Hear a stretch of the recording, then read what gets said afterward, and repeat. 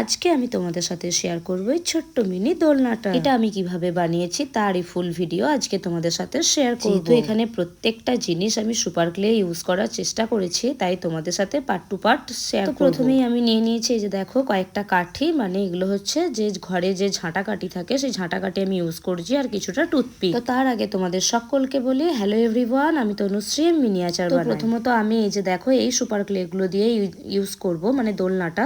তো কাঠের দোলনা করার মানে ইচ্ছে ছিল, কিন্তু কাঠের দোলনার কালারটা আমার কাছে শেষ হয়ে গেছিল। তার জন্য ভাবলাম যে আজকে এই সুপার ক্লেটা দিয়ে ইউজ করি, পরে যদি সময় হয় তাহলে আমি কাঠের কালারটা ইউজ করে দেবো, মানে রং করে দেবো, তাহলে কাঠের কালারে এসে যাবে। তো যাই হোক চলো, এখন সুপার ক্লেটা অল্প অল্প করে নিয়ে এই যে কাঠিগুলোর ওপরে দেখো জাস্ট এরকম করে বুলিয়ে আর মানে গোল গোল পাকিয়ে নেব। তাহলে কি হবে, জিনিসটা একটু শক্তপোক্ত হবে আর খুব মানে কি বলবো তাড়াতাড়ি ভেঙে যাবে না, কারণ সুপার ক্লেটা শুকিয়ে গেলে প্রচণ্ড পরিমাণে নরম আর হালকা হয়ে যায়। ওই জন্য দেখো এখন আমি এই যে দেখো এরকম করে পাকিয়ে নেব, সব কাঠিগুলোকেই কিন্তু জাস্ট এরকমভাবে পাকিয়ে নেব। তো দেখো আমার মোটামুটি লম্বাগুলো বানানো হয়ে গেছে, আর এটাকে দিয়ে আমি কিন্তু প্রথম স্ট্রাকচারটা আগে তৈরি করব, মানে দোলনার যে প্রথম পার্টটা সেটা আমি তৈরি করে নেব। পুরো স্ট্রাকচারটা রেডি করার জন্য দেখো আমি প্রথমে বড় কাঠিগুলোকে দিয়ে জাস্ট এরকমভাবে লাগিয়ে নিচ্ছি। আর এই স্ট্রাকচারটা আগে না তৈরি করে নিলে না কী হবে বলো তো, বারবার না পড়ে যায় আর ভেঙে যায়। এটাকে রেডি করা থাকলে তবেই কিন্তু তুমি দোলনাটা বানাতে তোমার সুবিধা হবে, মানে মাপটা দিতে সুবিধা হবে। তো প্রথম স্ট্রাকচারটা আমার রেডি হয়ে গেছে, এই যে দেখো আমি আঠা দিয়ে চিটকে নিয়েছি। তো এটাকে রেডি করে এখন একটু শুকানোর জন্য রেখে দেবো। আর নিচের পার্টটা এবার আমি বানাবো, মানে দোলনার যে মেন পার্টটা সেটা আমি বানাবো। তো তার জন্য দেখো আমি কাঠি দিয়ে কিন্তু মাপ করে করে সুপার ক্লে দিয়ে কিন্তু জাস্ট এগুলোকে জড়িয়ে নিয়েছি, সব কটা সুপার ক্লে। তো আমি যেহেতু দুইটা কালারের বানাবো ঠিক করেছি, তো তার জন্য দুইটা কালার দিয়ে আমি কিন্তু সুপার ক্লেটা অ্যাড করার চেষ্টা করছি। প্রথমত আমি দোলনার ওপরের পার্ট আর নিচের পার্ট দেখো দুইটা বানিয়ে নিয়েছি। তো ওপরের পার্টে এখন নিচের পার্টে এখন আমি নিচের যে অংশটা সেটাকে বানিয়ে নিচ্ছি। সেটার জন্য আমি দেখো কাঠি ইউজ করেছি। তো এখানে কিন্তু প্রত্যেকটা সুপার ক্লের ভিতরেই কিন্তু কাঠি আছে, আমি আবারও বলছি প্রত্যেকটা সুপার ক্লের ভিতরেই কাঠি আছে। তো নিচের দোলনার পার্টটা আমার বানানো কমপ্লিট হয়ে গেছে। এবার আমি সাইডে দেখো পাগুলো বানিয়ে নিচ্ছি, মানে সাইডের যে স্ট্রাকচারটা হয় সেটা বানিয়ে নিচ্ছি। তারপরে এই যে চারচোকো যেটা বানিয়ে রেখেছি এটাকে ওর উপরে জাস্ট এরকমভাবে চিটকে দেবো, এই যে দেখো। তবে এগুলো কিন্তু আমি বলবো খুব সাবধানতা অবলম্বন করে করবে, আর পারলে একটু আঠা দিয়ে দিবে, তাহলে কিন্তু তাড়াতাড়ি চিটকে যায় আর একটু ফাইনালি আমার কিন্তু দেখো ওপরে স্ট্রাকচারটা বসানো হয়ে গেছে বা শুকিয়ে গেছে। এবার আমি সাইডে যে সুপার ক্লেগুলো ইউজ করব, হলুদ কালারের ইউজ করছি। তো হলুদ কালারের ক্লেটা দিয়ে দেখো আমি জাস্ট ডাটিগুলো ওর উপরে, এগুলোও কিন্তু কাঠি, সব কটা সুপার ক্লের ভিতরেই কিন্তু কাঠি দেওয়া রয়েছে, জাস্ট এরকমভাবে চিটকে দিচ্ছি।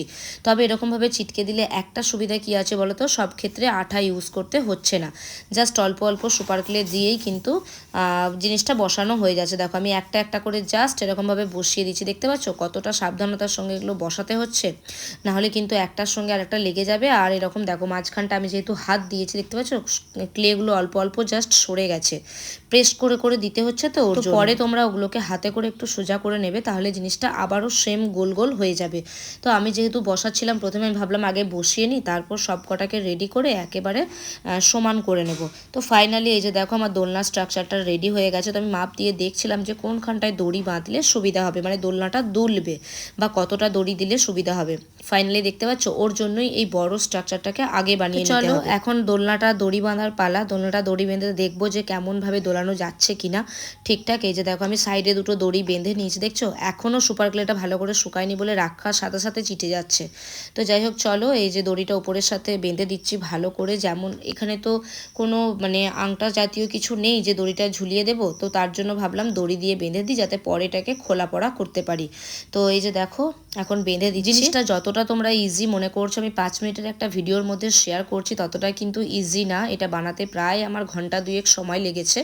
তো 2 ঘন্টা জিনিসটা আমাকে 5 মিনিটে তোমাদের সাথে শেয়ার করতে হচ্ছে, তাহলে বুঝতে পারছো কতটা কেটে কুটে বাদ দিয়ে তোমাদের সাথে ভিডিওটা শেয়ার করছি। তো তার জন্য বলবো খুব সাবধানতা অবলম্বন করে করবে, তবে কিন্তু খুবই ইজি, শুধু একটু ধৈর্য লাগবে আর একটু সময় লাগবে। এইটুকু যদি তোমাদের হাতে থাকে তাহলে কিন্তু জিনিসটা খুব সহজেই বানানো যাবে।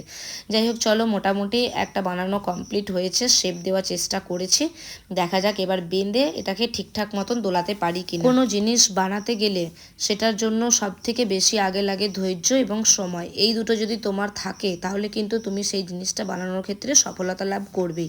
আগে আমি ক্লে দিয়ে অনেক জিনিস বানিয়েছি, তোমরা অনেকেই দেখেছো, কিন্তু সেগুলো আমার একটাও সাকসেসফুল হয়নি, খুব একটা মানে ভালো হয়নি।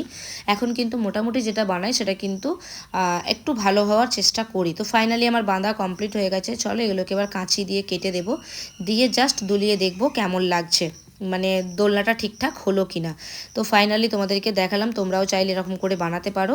পরের দিন কালার করে তোমাদেরকে দেখাবো, মানে এটাকে পুরোটা কাঠের কালার করে দেবো, কাঠের যে বাদামি রঙের কালারটা হয় সেটা। তো যাই হোক, আজকের মতো ভিডিওটা এখানেই শেষ করলাম, দেখা হচ্ছে পরের একটি ভিডিওতে। ততক্ষণ পর্যন্ত তোমরা ভালো থেকো, সুস্থ থেকো, সাবধানে থেকো, টাটা।